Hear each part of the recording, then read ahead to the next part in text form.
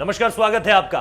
BJP के नेता कैलाश विजयवर्गीय ने एक बड़ा बयान दिया है। यह बड़ा बयान यह है कि शाम तक बीजेपी नेतृत्व के बारे में सोचेगी बिहार में। मतलब क्या है? मतलब दरअसल क्या यह निकाला जाए कैलाश विजयवर्गीय की बातों का कि नीतीश कुमार, जिनके चेहरे को लेकर प्रधानमंत्री नरेंद्र मोदी से लेके जेपी नड्डा जो कि बीजेपी के अध्यक्ष और इसके अलावा तमाम बड़े नेता यह कहते हुए थक नहीं रहे थे कि चेहरा तो नीतीश कुमार का होगा, यानी मुख्यमंत्री अगर एनडीए जीतता है, बढ़त में आता है, जादुई आंकड़े को पार करता है तो चेहरा नीतीश कुमार का होगा। क्या अब इस बात से एक कदम पीछे हटकर बीजेपी यह कहना चाह रही है कि अब नया नेतृत्व तय किया जाएगा? क्या एक नया चेहरा यानी कि कोई युवा चेहरा या फिर कोई बीजेपी का बिहार का मुख्यमंत्री बन सकता है? यह अपने आप में बड़ी खबर इसलिए भी है क्योंकि कैलाश विजयवर्गीय ने कहा कि शाम तक हम इस पर फैसला लेंगे कि अब बिहार में नेतृत्व क्या होगा।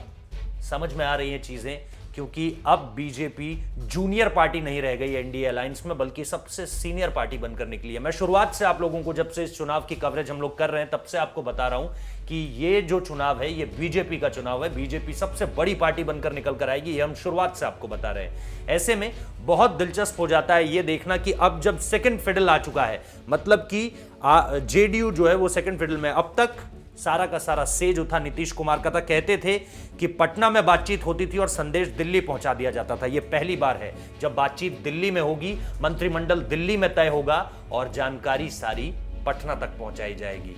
पहली बार प्रधानमंत्री नरेंद्र मोदी की तरफ से यह से निकल कर आएगा, अपर हैंड, ड्राइविंग सीट पर कंट्रोल कर लिया है पूरी तरह से बिहार की राजनीति को। और बिहार की राजनीति को अगर आप समझें तो 3 ब्लॉक्स में चलती है, बीजेपी, जेडीयू, आरजेडी। इनमें से 2 ब्लॉक जिसके पास है, सत्ता उसी की बनती है।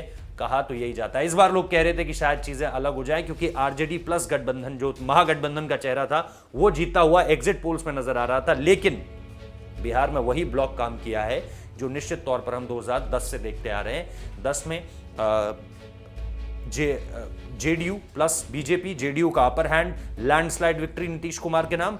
2015 में आ जाइए, आरजेडी प्लस जेडीयू शुरुआती दौर में, यानी प्री अलायंस जो हुई थी वो आरजेडी और जेडीयू के बीच हुई थी। अगेन एक शानदार जीत, जबकि एग्जिट पोल्स ये दिखा रहे थे शुरुआत में 2015 का, अगर आपको एग्जिट पोल याद हो तो एग्जिट पोल ये बता रहे थे शुरुआत में कि बीजेपी आगे चल रही है। लेकिन जैसे जैसे दिन बढ़ा बीजेपी पीछे चलेगी, आरजेडी प्लस जेडीयू की जीत जो है वो तय नजर आई। और इसके बाद आज की स्थिति भी तो ठीक वैसी ही नजर आ रही है।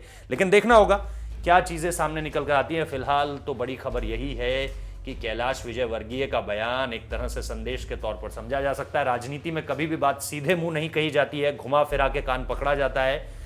देखते हैं कि शाम तक नतीजे किस ओर, ऊंट जो है वो किस करवट बैठता है, नीतीश कुमार के पक्ष में बैठता है या फिर बीजेपी कोई दिलचस्प ऐलान करने जा रही है। यहां पर बने रहिए, हर खबर आपको बिहार चुनावों से जुड़ी सबसे पहले मिलेगी। नोटिफिकेशन बेल आपको बजानी पड़ेगी उसके लिए, और चैनल को सब्सक्राइब करना पड़ेगा। बहुत बहुत शुक्रिया।